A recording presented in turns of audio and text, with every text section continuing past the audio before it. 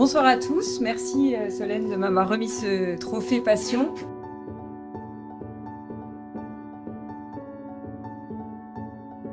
Alors je suis très fière et honorée comme vous tous de le recevoir, même si je pense que dans cette salle tout le monde pourrait le recevoir, parce que si vous êtes là ce soir, je pense que vous faites tous votre métier avec passion.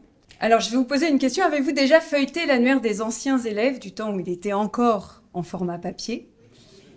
Voilà. Donc moi, pour ma part, j'étais assez émerveillée par la rubrique autre de l'annuaire des anciens. On y découvrait des chirurgiens, des artistes, des restaurateurs, des stylistes, même un évêque. Donc autant de professions ou de vocations plutôt étonnantes après une école de commerce. Donc je fais partie de la rubrique autre de l'annuaire des anciens, parce que j'écris des livres pour enfants depuis maintenant 23 ans. Donc moi, quand je suis sortie de terminale, je n'avais aucune idée du métier que je voulais faire. J'ai fait donc une prépa, je suis allée à Rouen. Et j'ai choisi cette école parce que j'avais l'impression qu'il y avait des possibilités immenses. Et en effet, quelles possibilités?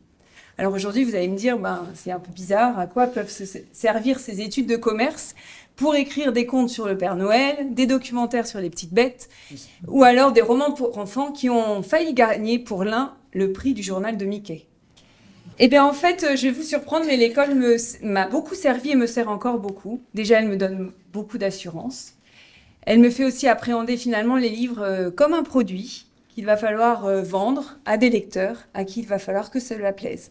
Et puis, elle me permet aussi d'oser dire oui. On parlait d'oser tout à l'heure.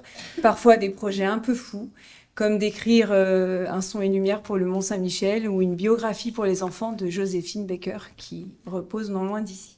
Aujourd'hui, avec du recul, je fais le métier dont je rêvais, sans le savoir. Mais je pense que si j'avais fait des études littéraires, je n'aurais sans doute pas écrit le moindre livre. En fait, grâce à Néoma, j'ai découvert qu'il était possible de faire des choses à partir du moment où on y croit. Et j'espère aujourd'hui qu'il y aura encore beaucoup d'autres parmi nous, parce que c'est aussi ce qui fait la richesse de notre école. Voilà. Merci. Bravo.